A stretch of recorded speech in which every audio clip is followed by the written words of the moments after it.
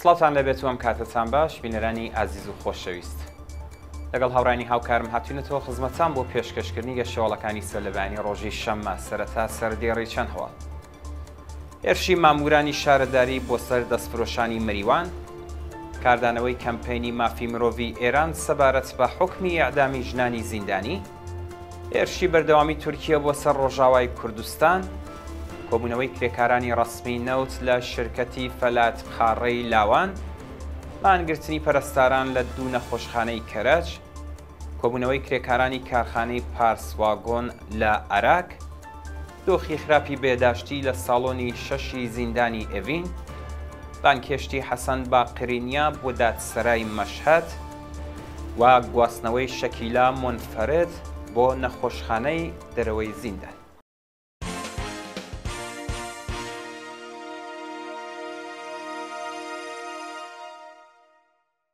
درێژەی هەواڵەکان. هێرشی مامورانی شارەداری بۆ سەر دەستفرۆشانی مریوان. بە پێی هەواڵی گەشت و هێزەکانی شارەداری مریوان هێرشیان کردوتە سەر دەستفرۆشانی جێگیر لە پارکی شانۆوە کەلوپەلەکانیان لێزەوت کردوون.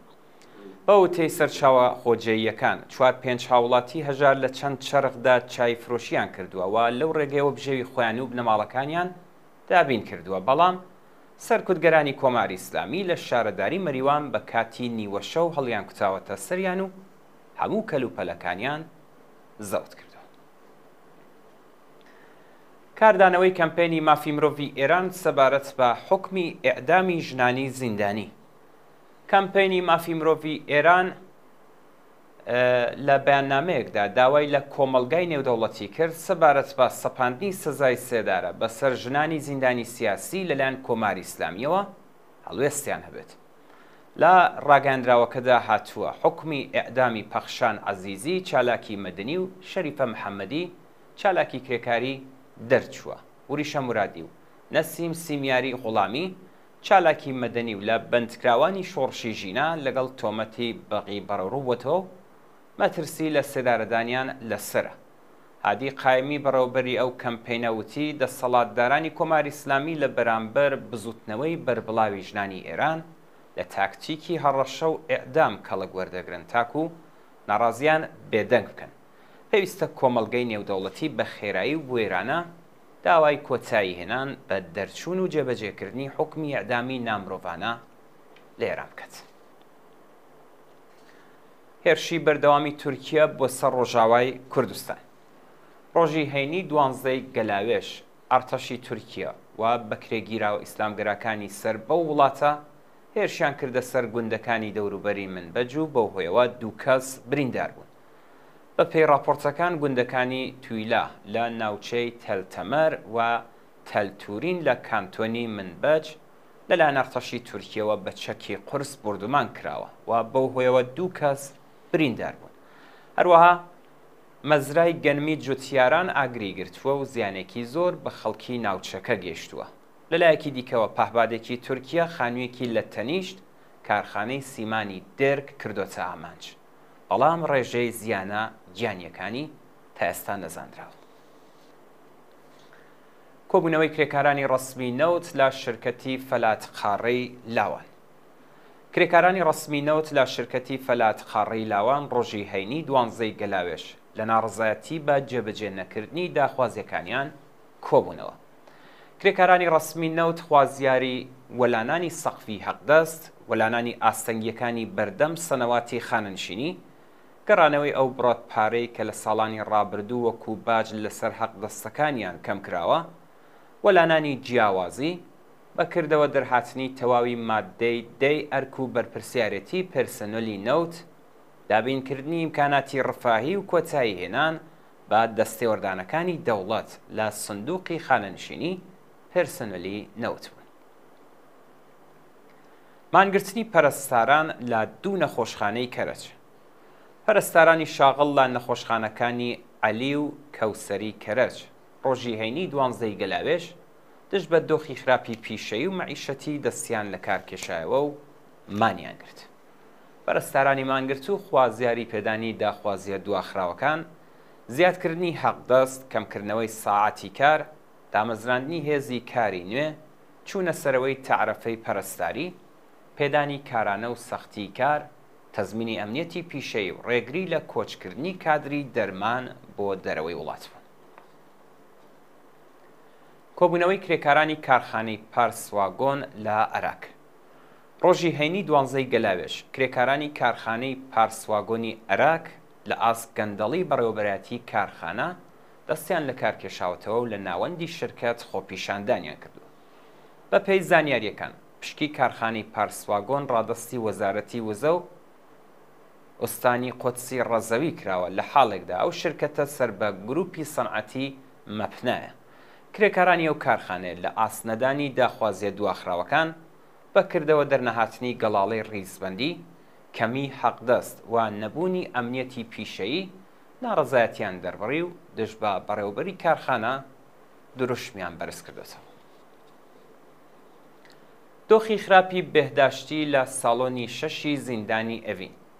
بە پێی راپۆرتی دادبان بەندکراوانی ڕاگیراو لە ساڵۆنی 6 زیندانی ئەڤین بەهۆی نەبوونی بێهداشت تووشی نەخۆشی پێستی بوون و لا دەستڕاگەیشتن بە دەرمان بێبەشکراون. بە پێی راپۆرتە چەند جۆر نەخۆشی پێستی لە نێو بەندکراوانی ساڵۆنی 6 زیندانی ئەڤیندا بڵاوبووەتەوە، بەڵام بەرپرسانی زیندان هیچ بایەخێک بە تەندروستی بەندکراوان نادەن. لە هەواڵێکی دیکەدا بەرپرسانی زیندانی قزل حەساری کەرەج بەندکراوانی بەندی 15یان لە مافی پەیوەندی تەلەفۆنی و چاوپێکەوتن لەگەڵ بنەماڵەکانیان بێبەش کردووە. بانکێشتی حەسەن باقرینیا بۆ دادسەرای مەشهەد. حەسەن باقرینیا مامۆستای لەسەر کاردەرکراوی زانکۆی حەکیم سەبزەواری لەلایەن لەقی 902 دادسەرای گشتی و ئینقلابی مەشهەدەوە بانکێشت کرا. بە پێی زانیاریەکان حەسەن باقرینیا سەبارەت بە تۆمەتە سەپێنراوەکانی تەبلیغ دژی نظام، ئیجماع و تەبانی دژ بە ئەمنیەتی وڵات، بێڕێزی بە ڕێبەری و پیرۆزیەکانی ئیسلام، هاندانی خەڵک بۆ توندوتیژی و بڵاوکردنی پڕۆپاگەندە لە تۆڕە کۆمەڵایەتیەکان بۆ دادسەرای گشتی و ئینقلابی مەشهەد بانکێشت کراوە. گواستنەوەی شەکیلا مۆنفەرێد بۆ نەخۆشخانەی دەرەوەی زیندان. شەوی پێنجشەممە 11 گەلاوێژ شەکیلا مۆنفەرێد بەندکراوی سیاسی ڕاگیراو لە زیندانی ئەڤین بەهۆی تێکچوونی دۆخی تەندروستی بۆ نەخۆشخانەی دەرەوەی زیندان گوازراوەوە. شەکیلا مۆنفەرێد لەم دوایانەدا لە ناڕەزایەتی بە سازکردنی پەروەندەی تازە بۆی مانی لە خواردن گرتبوو، بەڵام شەوی پێنجشەممە دۆخی تەندروستی تێک چووە و ڕەوانەی نەخۆشخانەی دەرەوەی زیندان کراوە. شەکیلا مۆنفەرێد ساڵی 99 هەتاوی دەست بەسەر و لەلایەن دەستگای قەزای ڕژیمەوە بە تۆمەتی تەبلیغ دژی نظام و بێڕێزی بە پیرۆزیەکان بە 6 ساڵ زیندان مەحکوم کرا. ساڵی 1400 لە پەروەندەیەکی دیکەدا ئەو بەندکراوە سیاسیە بە تۆمەتی ئەندامەتی لە گروپە نارەکانی ڕژیم بە 2 ساڵ و 8 مانگ زیندان سزا درراوە. لە ڕۆژانی ڕابردووشدا ناوەندە ئەمنیەتیەکان پەروەندەیەکی دیکەیان بۆ ساز کردووە و ناوبراو لە ناڕزایەتی بە نادات پەرویری سیستمی قەزایی مانی لە خواردن گرتووە. پشتیوانی ئەنجومەنی قەڵەمی فەڕەنسا لە پەخشان عەزیزی. ئەنجومەنی قەڵەمی فەڕەنسا لە ڕاگەیاندنێکدا وێڕای پشتیوانیکردن لە بزوتنەوەی ژن-ژیان ئازادی خوازیاری هەڵوەشانەوەی سزای ئێعدامی پەخشان عەزیزی ڕۆژنامەوانی بەندکراو لە زیندانی ئەڤین و ئازادی بێشەرت و مەرجی بوو. ئەنجومەنی قەڵەمی فەڕەنسا وێڕای ئاماژە پێدان بە سەرکوتی نووسەران، ڕۆژنامەوانان و هونەرمەندان لەلایەن کۆماری ئیسلامی. ڕایگەیاند خەڵکی ئێران بە دروشمی ژن-ژیان ئازادی خۆپیشاندان دەکەن و گیانیان لە پێناو ئازادی و بەرگری لە مافی مرۆڤ و دموکراسی دەبەخشن. ئەو ئەنجومەنە هەروەها خوازیاری هەڵوەشانەوەی سزای ئێعدامی پەخشان عەزیزی و شەریفە محەممەدی و ئازادی هەموو بەندکراوانی سیاسی لە ئێران بوو. دو هەواڵمان سەبارەتە بە گیان لەدەستان و برینداربوونی دەیان کەس لە هێرشی ئیسرائیل بۆ سەر غەزە.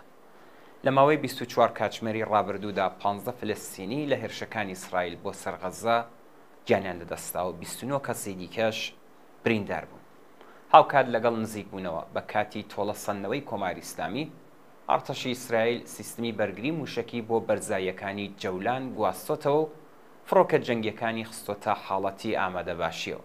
هەروەها 12 کەشتی جەنگی ئەمریکا خۆیان گەیاندۆتە سنوورە ئاویەکانی لۆبنان.